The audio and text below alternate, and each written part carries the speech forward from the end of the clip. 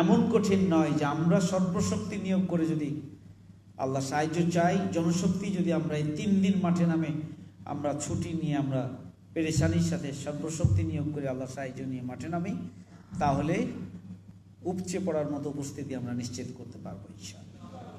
সেটি আমাদের করতে হবে।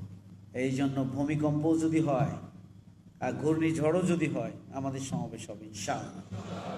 আর সেই সমাবেশে বৃষ্টি, বাদল, ঝড় দাঁড়ানো যায় না। জামাত ইসলামী সেই দিন দেখাবে আল্লাহর রহমতে ওই পরীক্ষায় উত্তীর্ণ এভাবে হব, আমরা দাঁড়িয়ে থাকবো ইনশাআল্লাহ, আমরা বসে থাকবো। এই মোটিভেশন কিন্তু জনশক্তির মধ্যে দিতে হবে যে কেউ নড়বে না। বৃষ্টির দিন বৃষ্টি হতেই পারে, ঝড় বৃষ্টি বাদল হইলে মাটি পানিতে দাঁড়িয়ে থাকলে যে আপনার জ্বর ঠান্ডা হয়ে যাবে ঠান্ডার সময়, এগুলো ভুলে যাবেন। দায়িত্বশীলরা যার যেখানে দায়িত্ব থাকবে, শৃঙ্খলা বিভাগের দায়িত্ব থাকবে, টাইম মেনটেন করবেন।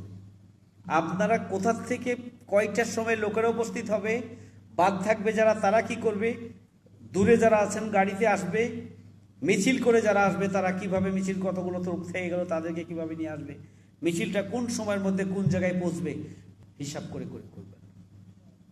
আমাদের প্রচেষ্টার সবটুকু যদি করি তাহলে আল্লাহর রহমত হবে ইনশাআল্লাহ।